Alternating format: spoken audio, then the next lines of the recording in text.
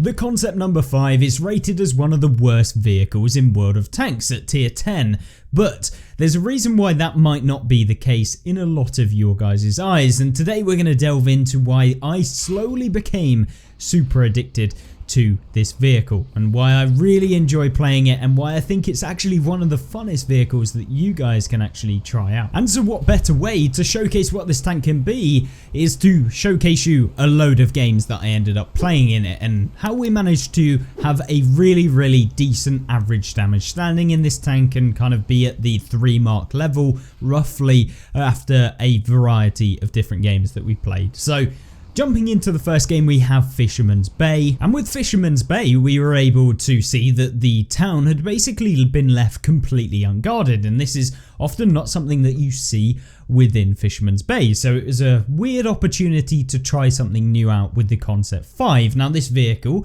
does feature a very high top speed for a medium tank for sure, although it does sacrifice quite a lot in order to get that speed, and of course it's a wheeled vehicle with a giant gun dealing 430 damage per shell. But what also makes this good is that you do have that flexibility where a lot of other mediums might not, and you're able to reposition yourself around the map. So as a new player, this tank is probably not one that is going to be particularly accessible to a lot of players to be able to play super well, because you have to know various different positions, and if you don't push in certain positions you're going to find that you're not going to get any damage, and as soon as people start to know where you are you're going to take a lot of damage in return. Now yes, it may have the speed, it may have the higher alpha damage than a lot of tier 10 mediums with the 430, however it doesn't have particularly good DPM, which is where I think the majority of players will struggle with this vehicle. It has 2,250 base damage per minute, which for a tier 10 medium tank is pretty poor, and I don't think anyone is going to question that having 2,200 on a paper medium tank is good, but the whole point is that it also gets a decent amount of accuracy. You got 0.3 dispersion as a base value on this tank, which means that although your damage per minute might be slightly worse than a lot of the other vehicles at the tier, you're also going to find that you are going to be able to hit shots a lot easier with this vehicle. So if you're fully aiming and you're finding positions throughout the entirety of the map and you're repositioning like we said, you're going to find shots that you can, pinpoint accuracy loads of people across the map. And what's good as well is that this tank actually gets decent view range as long as you're using some of the perks to boost up your view range, and although it may not be the highest by far of any vehicle, you can use that to your advantage, and you can use the stealth aspects of World of Tank using bushes and trees and everything in between to be able to outspot opponents and deal damage from afar, and then if you do get spotted you can hightail it out of there pretty quickly. So when you use all of these things in conjunction with one another, I feel like this tank is actually quite a good mix of everything.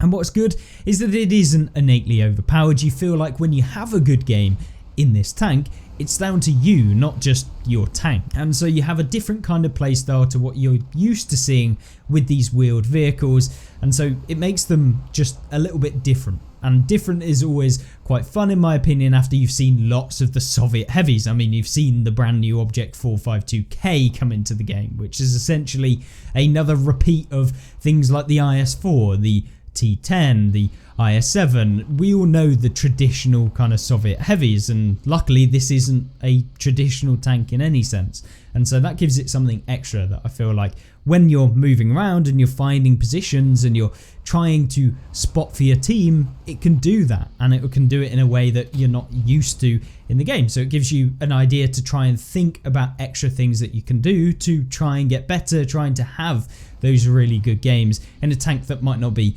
statistically as good. So with that being said, obviously we've had a pretty decent result on Fisherman's Bay here, and we've been able to kind of move through the town area, getting into a different position, trying out a few different areas, and although we're kind of locked into this one area of the map, being able to try and spot and blind fire some of the opponents that are going to be camping. Now this game was entirely something that I wasn't expecting, because almost the entirety of the enemy team literally sat within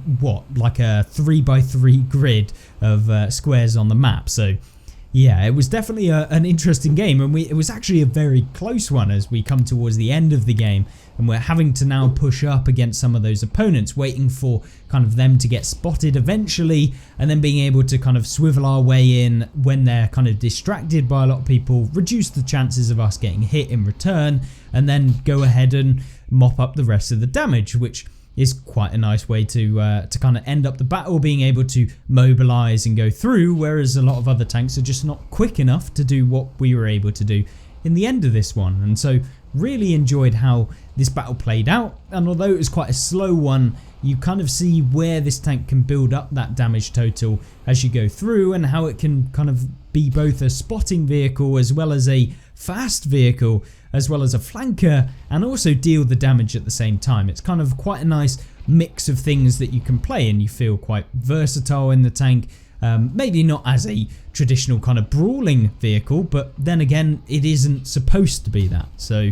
when you have a vehicle like this, you've got to play to its strengths, and if you do, you feel like you do get rewarded sometimes. Not all of the time, but most of the time. And that's why I've really liked playing this vehicle. And in fact, one of my favourite bits, like you can see on this replay on Cliff, is being able to kind of use that speed to poke and do quick damage against people, being really annoying and a bit of a nuisance to be able to kind of poke out from a corner, deal your damage really quickly, and use the 32 kilometers an hour reverse speed to pull out of there before they get real chance to be able to even flick onto you in that time. So that's one of the good things about playing this tank, and more than what we've already seen, is that you do have that extra reverse speed as well. So when you combine that with a good gun depression of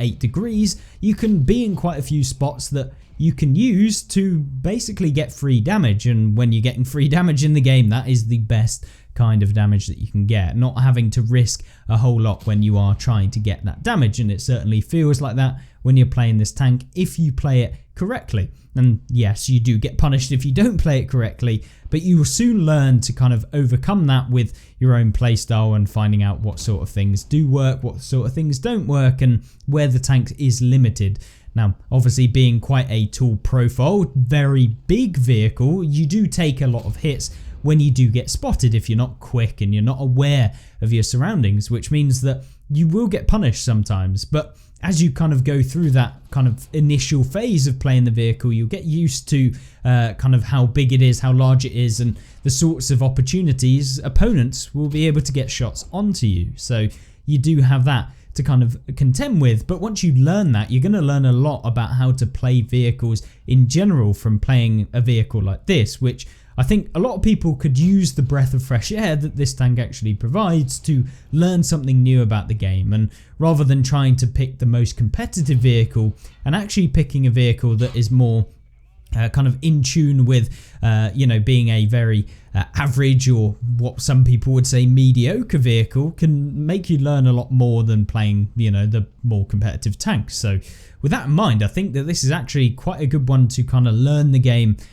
when it comes to kind of trading mechanics and being able to move around the map and finding out different positions. When you're faster, you have the opportunity to get to different positions, try out different positions, and even if they might not work the best, you'll have learnt the sorts of things that you can use, whether you're in a fast vehicle, a heavy, a medium, or a light tank. You'll kind of get all of those opportunities in one. So although it might not be the most competitive, and certainly you can do more average damage in other vehicles and you can be way more competitive in other vehicles, I feel like it is going to give you that competitive edge when you do play those better vehicles in general. So that's what I found. It was quite a good one to get accustomed to playing at tier 10. So yeah, I think that this tank is a good one to go for, and it is fun. I really enjoy using the wheeled aspect of this vehicle. It's something different, and I think that that is something that you guys could definitely enjoy and experience as well. And sometimes you just have to say, balls to the wall, I'm just going to play it because I think it will be fun. And even if you don't have the best results,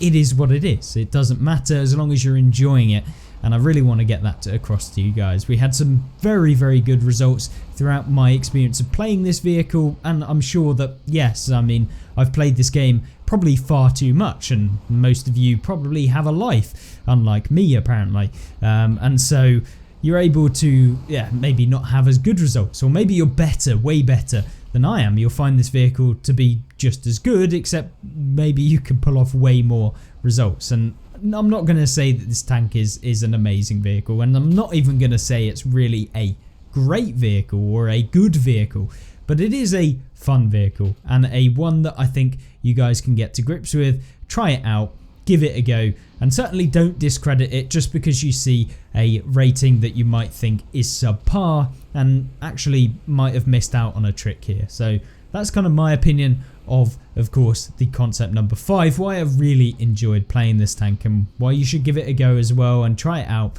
even if it might not be the best. And if you've played this vehicle, let me know in the comments, what did you actually think about this tank? And yes, I'm sure that there's going to be some people that absolutely despise playing this vehicle and thought it was the worst thing in the world, and I'll be interested to see why you thought so, as well as why some of you really enjoy the tank. Did you 3-mark it? I don't know. But either way, I think this video was something I wanted to showcase. I really enjoyed it. Hopefully you can enjoy it too. And if you have enjoyed this video in particular, then think about subscribing if you aren't already, or like the video if you want to support me if you've already subscribed. And of course, I hope I'll see you in the next video coming very, very soon.